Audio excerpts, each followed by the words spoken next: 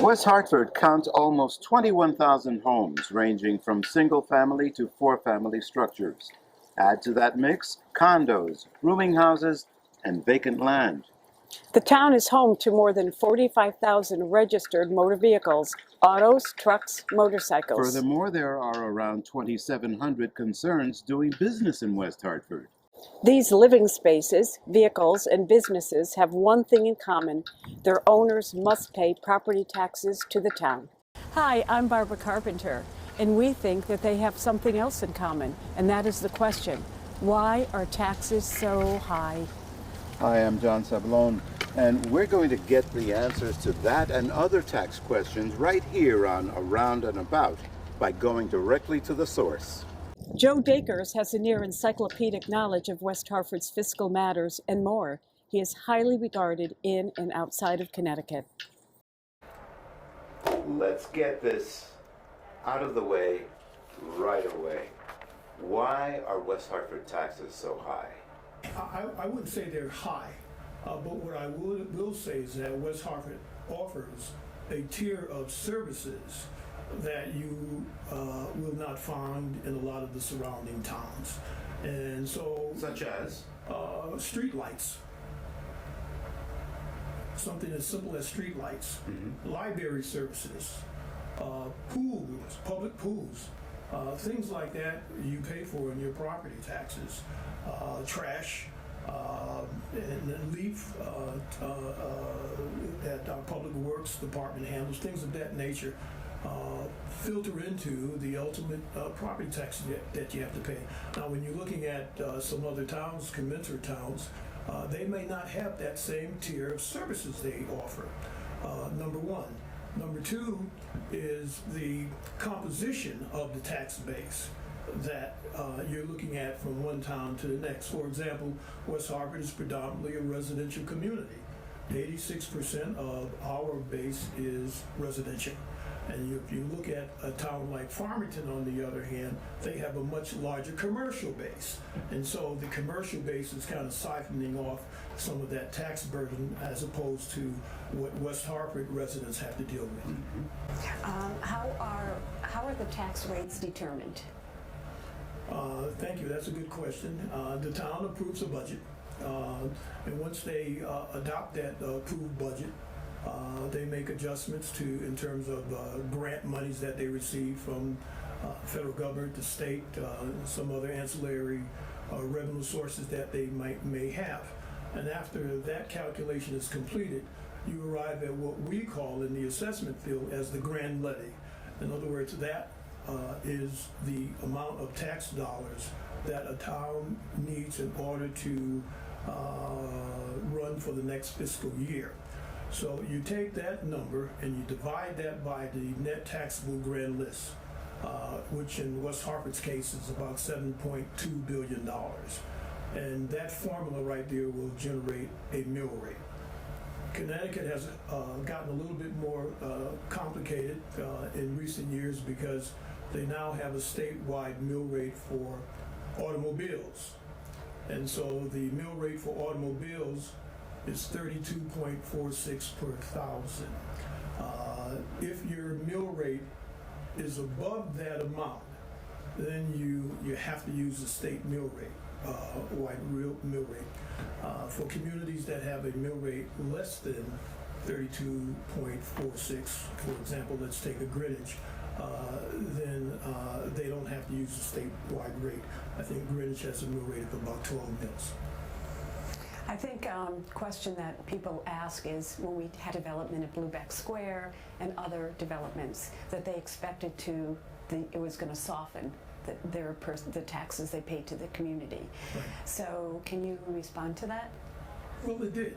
Mm-hmm. It did in the sense that prior to the development, you basically had a non-productive asset over there, vacant land, contaminated land that was not generating any real property taxes, if you will, to the town of West Hartford.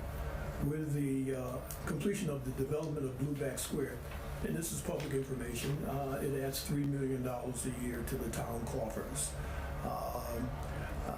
But Blueback Square in itself will certainly is helpful, but you would need a lot more Blueback Squares to, I think, get to where you want, where it really softens the property tax overall. No property owner, no homeowner pays taxes on 100% of his or her home's value. Assessments come into play here. Explain how that works. That's correct. In the state of Connecticut, no property can be taxed at its full value, whether you're talking about real estate or real property, personal property, which is a business personal property, or motor vehicles. So with real property, you're taxed at 70%. That's the statewide assessment ratio. So if you had a property that was worth $100,000, the taxable assessment on that property would be $70,000. And that's the portion of the value that you would pay taxes on. You pointed out that more than 80% of the taxes, property taxes paid to the town are paid by homeowners, Yes. the residential sector, Right. leaving the balance to the commercial sector. Yes. Is that fair?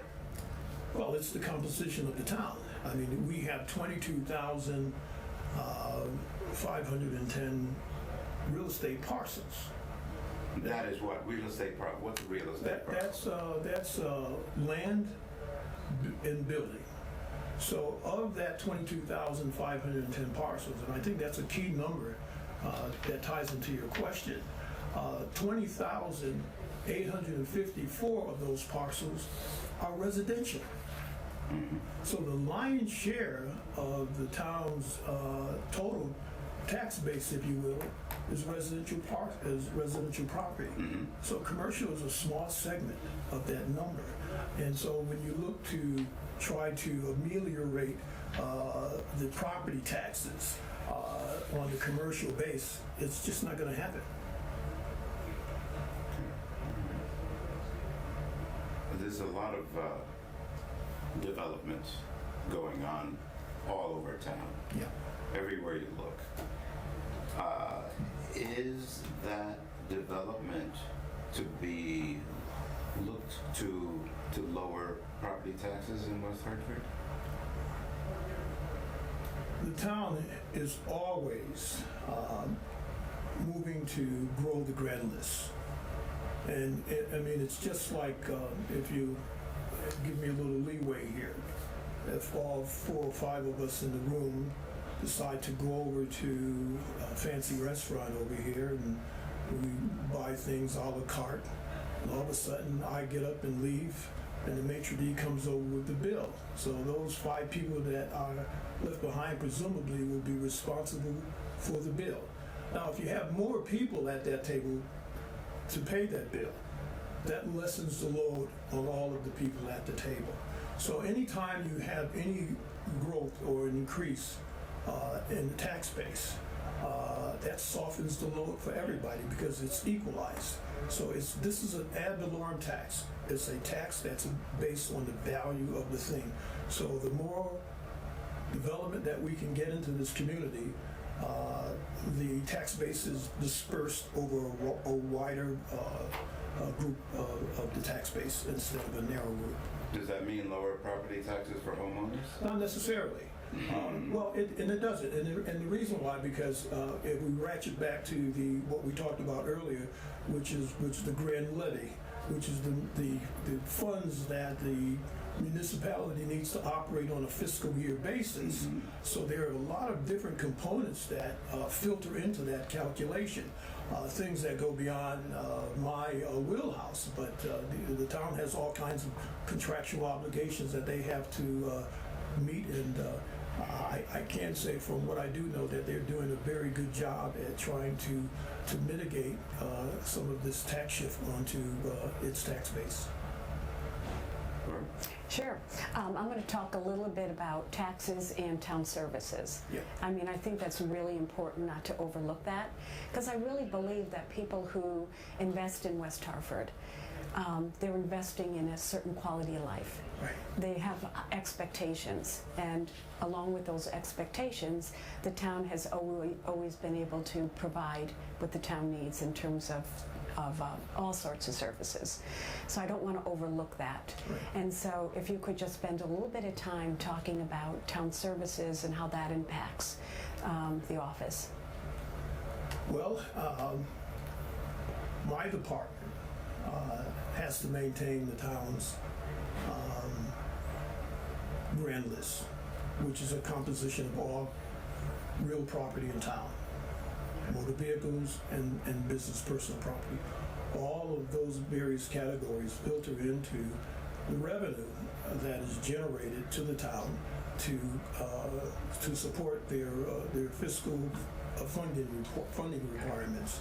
I think currently, I think our last budget was about $317 million plus, and I believe the grand list contributed about 86% of those funds to the general fund. In terms of the services, whether it's upkeeping of streets, library services, all of these different things have a dollar assigned attached to them. And if there's, and of course we're in an environment now, and we always have been, but it seems to be a little exacerbated now after COVID-19, that everything is costing a lot more money. And so the town is in no different position as you are in your household purchasing eggs. There are a lot of things that the town has to purchase, and some of those costs they can't control, and that filters into the budget. And I think another thing is we look at the developments that are going up. Yeah. And there's also responsibility for towns by the state to provide a certain amount of low-income housing. So that also plays into it. And I don't know if people really understand that's also a part of what's going on with all the development. Yes. We have a lot of projects in the pipeline. I've heard somewhere close to 1,000 units. I know that me and my staff, we're looking somewhere in the area of about 658 units, but there may be some projects that I'm not privy to yet. I can only speak to the ones that I am privy to. And so these projects are a big boom for the town of West Hartford because the tax base is going to grow as a result of that. But more importantly is an obligation that the town has to meet in terms of the affordable housing requirement that the state has mandated for all communities in Connecticut. And I think that's 10% of its housing. So with each of these developments, and I can pick on one of the largest ones that we have in town now, one park that everybody's familiar with, and that's 295 units. So out of those 295 units, about 30 of those units, 10%, is what they call workforce or affordable housing. And so you're going to see that similarly with all of these developments in town. So the town does have some say-so into the level of affordable housing that these units would have. And but with the amount of market rate development, you're going down a rabbit hole because you have 10, 30 units of workforce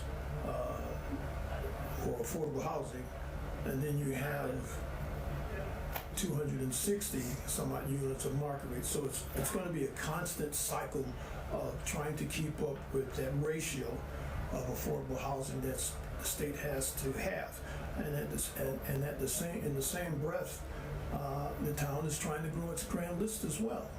So there's some challenges involved in that in the overall process. But I think that these are some of the best years we've seen in a while in terms of development in town. What will the impact be when you're adding 1,200 additional housing units on town services? Police, fire? What are your thoughts on that? Well, one you left out that most people always talk about, and that's the Board of Ed. The schools, yes, of School course. system. So I Right. might as well speak to that directly. It's going to depend on the composition of these units. If we're talking about 1 or 2 bedroom units, I mean, how many children are you really going to have in there? So I think that is something that has to be flushed out a little further down the way. In terms of demand on services, obviously you have, one park, you have 295 units over there. I think the Trout Brook Road development, they're talking about 175 units. For 900 Farmington Avenue, they're looking at 44 units over there. And then there's 920 Farmington Avenue, and I forget how many units are going over there. So you got a lot more people, and so there's going to be a demand for more services. Well, going back to the affordable housing that you talked about, the town will have met or will be close to meeting its state mandate for the amount of affordable housing that it has to have. So the town is covering its stuff. Yeah. What's in it for the homeowner? The homeowner can say, what's in it for me? If these developments, if these apartments are not going to lower the homeowner's property tax burden, why should homeowners welcome apartments in general, affordable housing included? Well, I didn't say that it wouldn't help them. Anytime you have an expansion of the grand list, you're tamping down, albeit softly, the burden that each individual taxpayer has to carry. So, I mean, if you have a $7 billion grand list today, and then you have an $8 billion grand list tomorrow, that means the dispersion of the tax obligation now is spread over a wider berth. And so for each individual, their taxes is not as much as it would have been. Right. And that's with a presumption that you had a static grand levy. So if there was if the same amount of money you needed last year, you're going to need it this year, and you have that growth, the tax is going to come down. But the other variable in the equation that you have to keep track of is what that grand levy is going to be. How much money is the town going to need to operate the following year? I can't control those costs. Our mission in the assessor's office is a very simple one. It's threefold: discover, list, and value. That's all we do here. And so we try to do that in a manner pursuant to Connecticut General Tax Statutes, which is the governance over all of the activities that we have in the office to ensure that there is equity in the numbers across the board. In other words, you don't make up the rules, the numbers that are attached to the property tax. There is a formula. There is a mandate from on high. Yes. Yeah, there's a formula. The only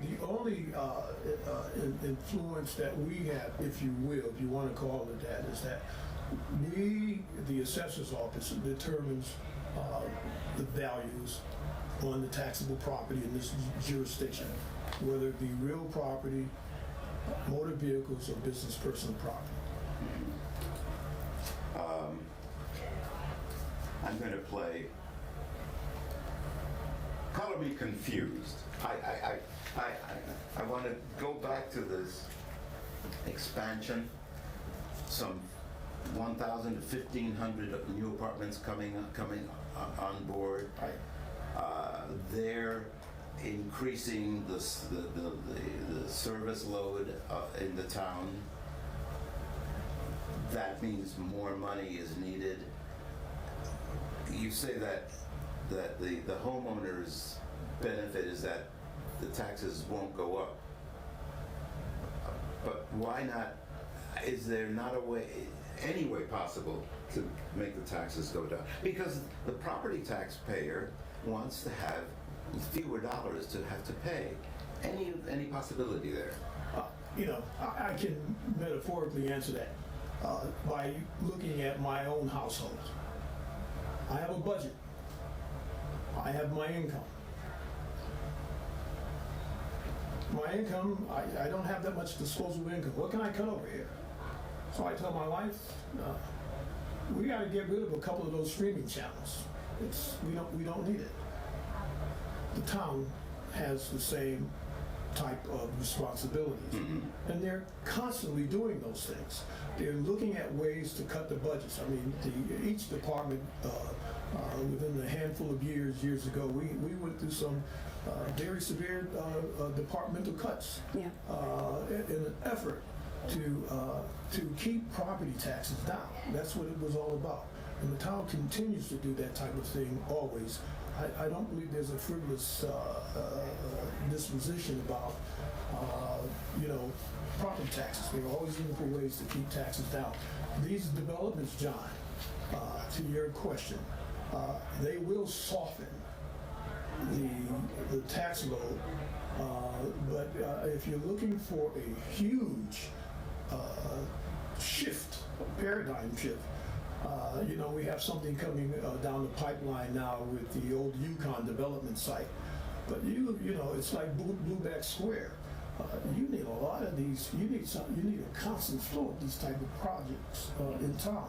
And we're a community that's almost fully developed.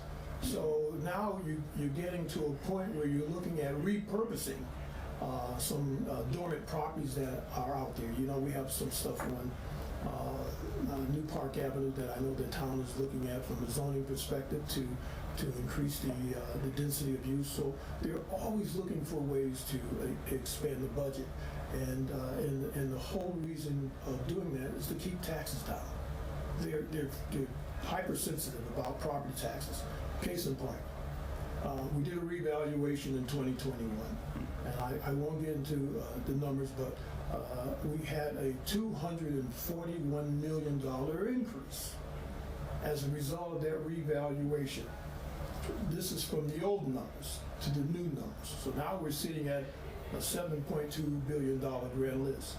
And so the town immediately after looking at the data wanted to find a way, once again, to ameliorate this shift in property taxes from the residential property owners. So what they decided to do is to implement a phasing in of that to soften the blow of property taxes. So to your question and my point, the town is always looking for ways to try to reduce the taxes on the residents in West Hartford.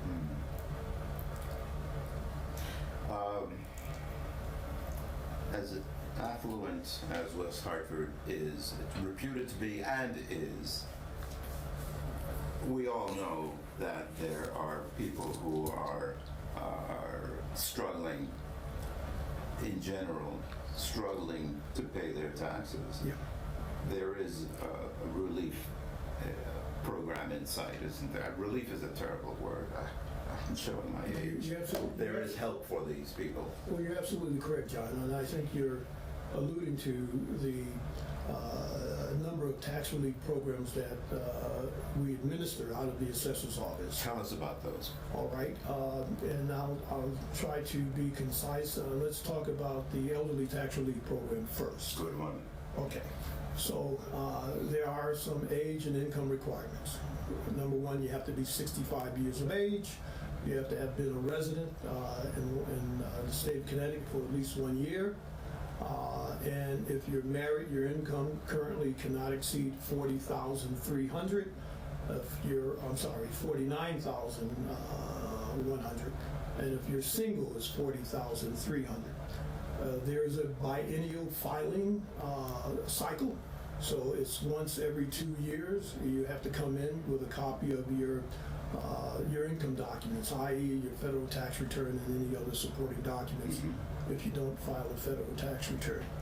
So that program enables the resident, if they qualify, to get a benefit of anywhere from $150 to as much as $500 a tax credit.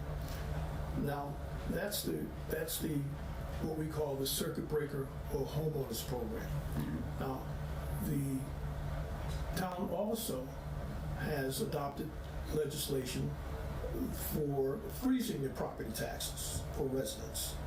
Tell us about that. Yeah, you can- People want to hear about that one.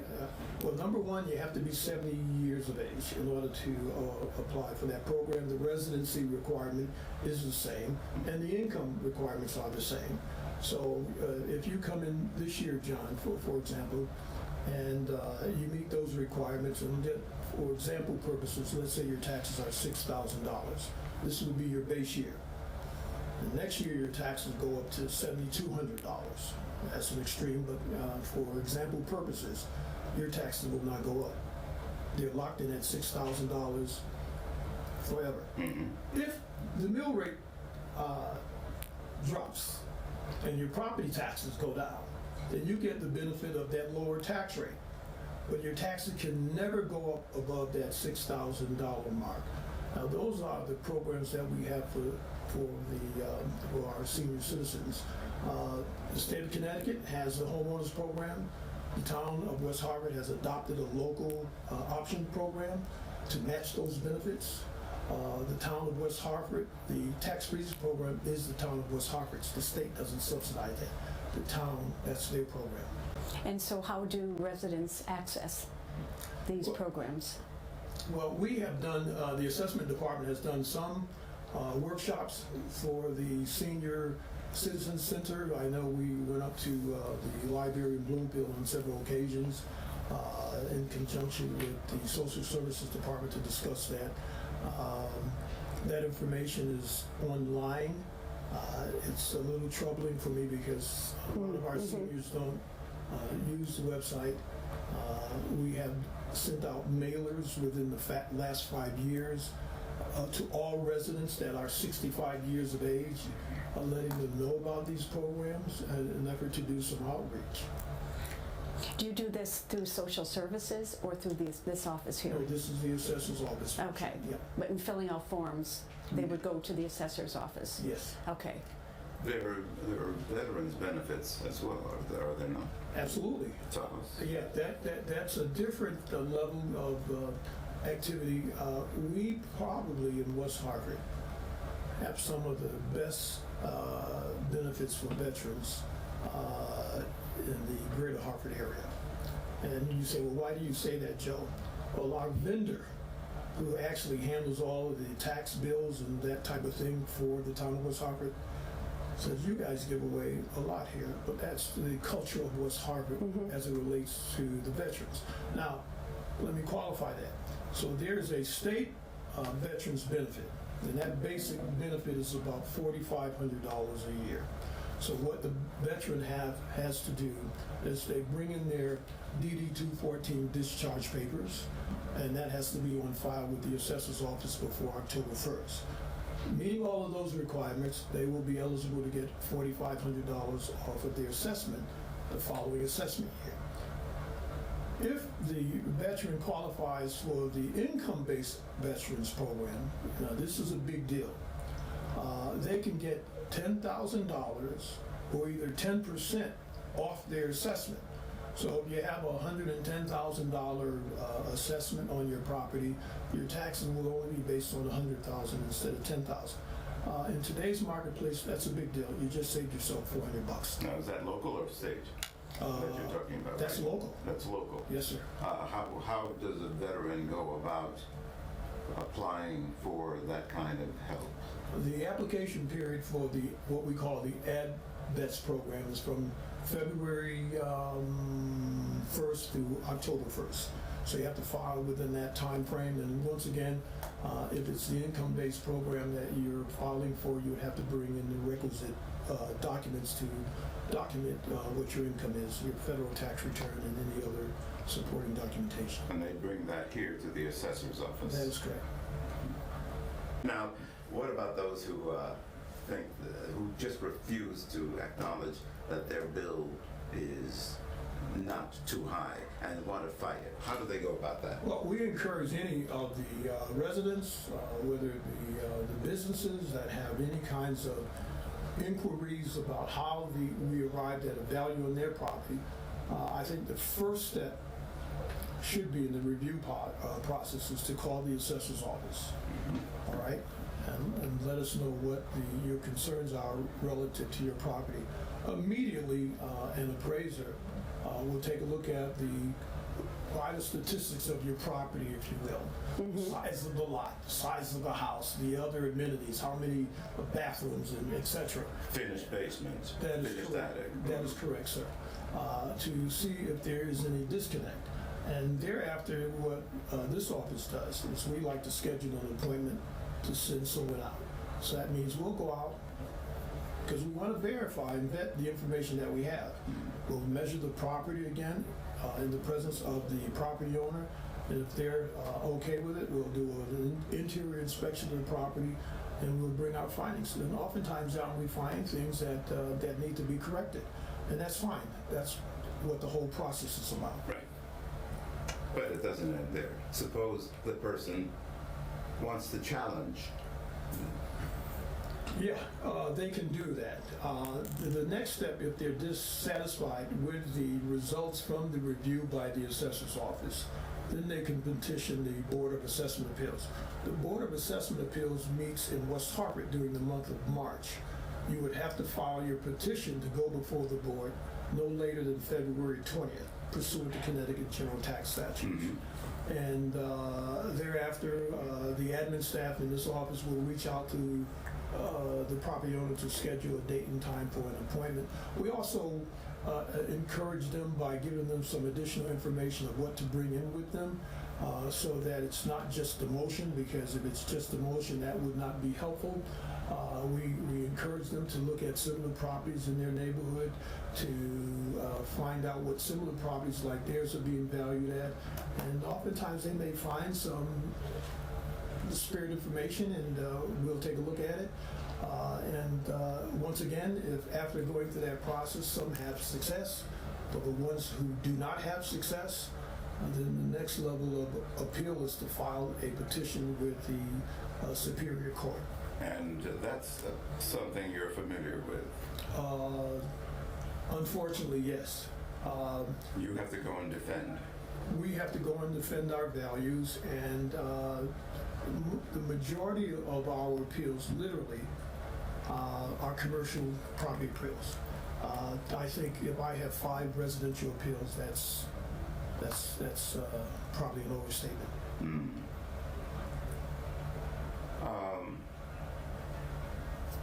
When the Assessment Appeals Board hears a case, what happens then? Suppose they come to the decision to be made is made by that appeals board. They have total autonomy, yes. They don't have to get permission from you. Not by the statute, they don't. They don't need any influence from us. What the Town of West Hartford does is to try to identify individuals who are willing to volunteer to serve on these boards that have certain talents. And so, we'll have appraisers on occasion. We've had commercial property appraisers on our board here. We'll have realtors on our board. We'll have lawyers on our board, so that we have a good composition of some critical thinkers. And after hearing your appeals, the appeals last maybe no more than 20 minutes. And which is why on the front end, we like to talk to the property owner and encourage them to take a look at a cheat sheet that we would give them of information that they should consider bringing in with them. So even images, if they want to bring in pictures, they can bring in pictures. So what that helps to do is to trying to manage the time that they spend with the appellate board. You mentioned emotion before. You get some people coming in with emotion? Of course. I mean, we're dealing with humanity, and everybody has things that are going on in their own personal spaces, and they're trying to manage their lives, and property taxes is a burden for a lot of people. And so we don't take it lightly when someone comes in like that. But what we want them to do is to be effective by informing them that if you come into the Board of Assessment Appeals with just a motion, it won't be very helpful. You can have the passion, but we also want you to have some documentation too on why you feel your property is overvalued. That is extremely helpful. I'm going to share with our viewers something that we've heard you say. That you, Joseph Dakers, like fixing things. You're all about people. Talk to us about that. Well, from my perspective, we're in the people business. I mean, we deal with the public intensely here. It has abated some subsequent to COVID-19, and also with the advent of having a lot more information online. There were times, John and Barbara, that if you came into our front office, you'd have to excuse me, because you have the title searchers out there looking on our computers. You have the lawyers trying to secure information, getting ready for a closing. You have the realtors out there prepping for a listing that they're about to make. Now, with all of this information online, we don't have that kind of flow. We still have a lot of intensity on our front end. We have 2 admin staff. And quite frankly, the lion's share of that activity up there deals with motor vehicle issues. But we are in the people business, and we work very hard, I know I do, to be transparent. And on a personal level, what we do is akin to putting your hands in somebody's pocket. And so I don't take that lightly. I want to do everything possible to make sure that our values have been equalized according to state standards. And so we work very hard at doing that, and I know my staff can tell you a few things, but it's serious business. It's not a joke. We hope we've been able to answer most, if not all, of your tax questions. And if you have any additional questions, you can call or go to the website. And we'll see you next time on Around and About.